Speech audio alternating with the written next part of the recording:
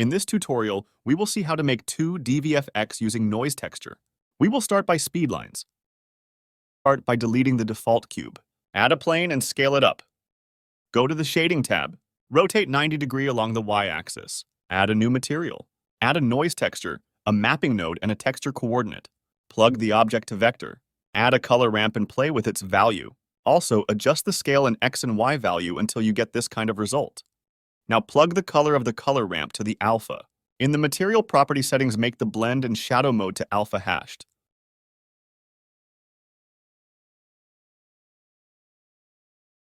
By increasing or decreasing the X location, you can see to which direction is the speed line moving. To animate, duplicate the window, press I for keyframing, scrub through the timeline, change the value of X and press I to add another keyframe. Also, don't forget to change the interpolation by pressing T, then linear.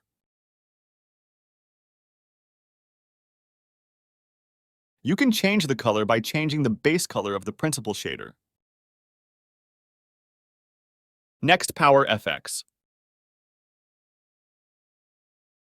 To achieve the Power FX, just play with the scale of X and I value in the mapping node.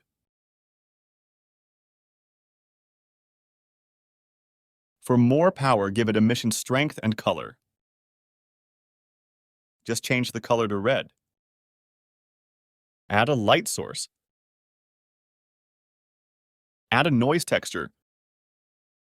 Plug the reflection to the vector. Then the color to the displacement.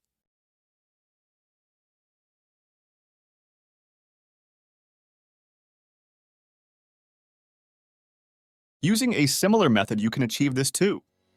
Just change the color of the shader and shape of the mesh, if you want. Here is the time lapse, and don't forget to subscribe.